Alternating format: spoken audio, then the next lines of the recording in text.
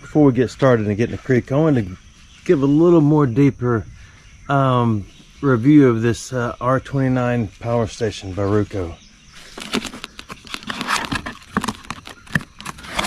I showed it to you before, but we have some pretty substantial overcast skies. One thing about it, it's pretty cool looking.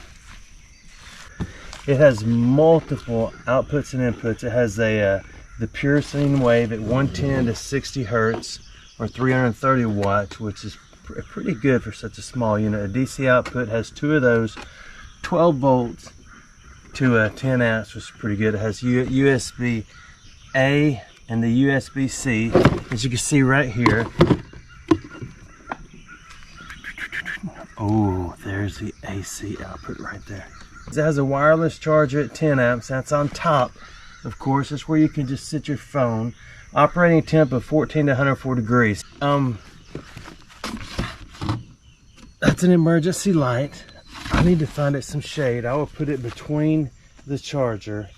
Everyone knows that a USB A and USB C is all the modern chargers for like cell phones and pretty much everything. The USB A is your standard. And USB plugs. It comes with the DC out plug right here. Here's your various outputs for going here and then charging with your Powerstation.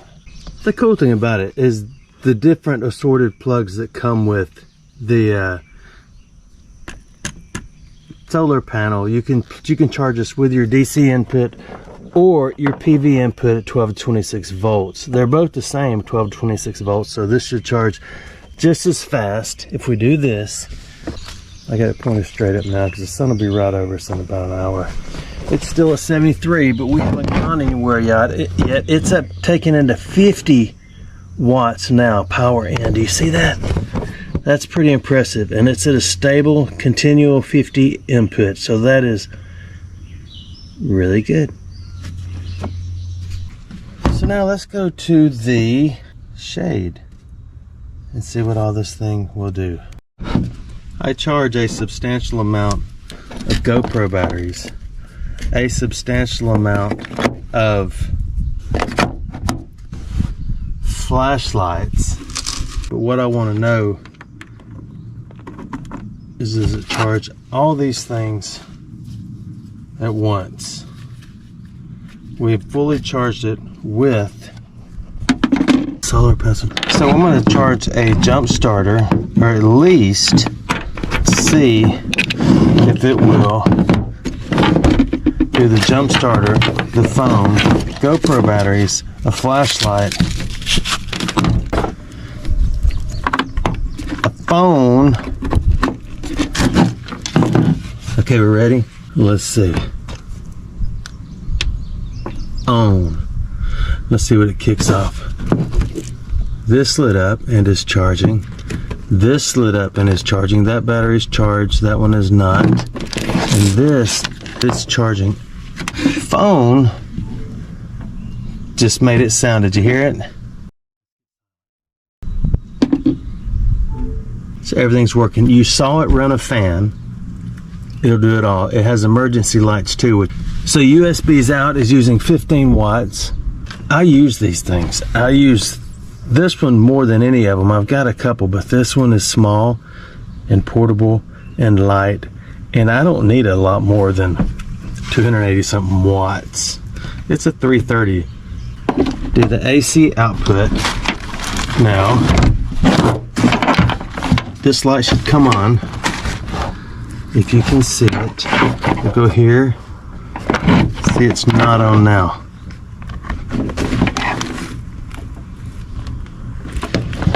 Oh, I gotta turn this on. Oh, there it is down there. I'm plugged in, plugged in. No, it's on. See it? It came on. Do you see it?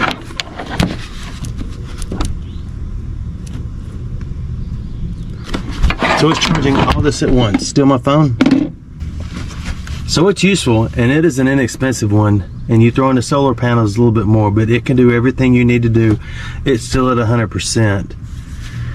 And I would leave it here, but it is about 102 degrees right now, and I can't do that because these things do have heat limits. Well, I thought I was done, but I want to show you the emergency light on the back of this. You push this one, here's the light. You push this once, it's on. You turn it off, you push it twice. It does that. So let's see.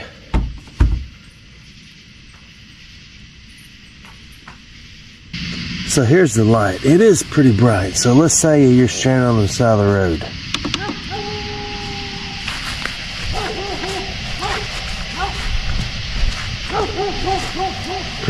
That's actually pretty bright. It may not look that bright on this camera, but it's bright.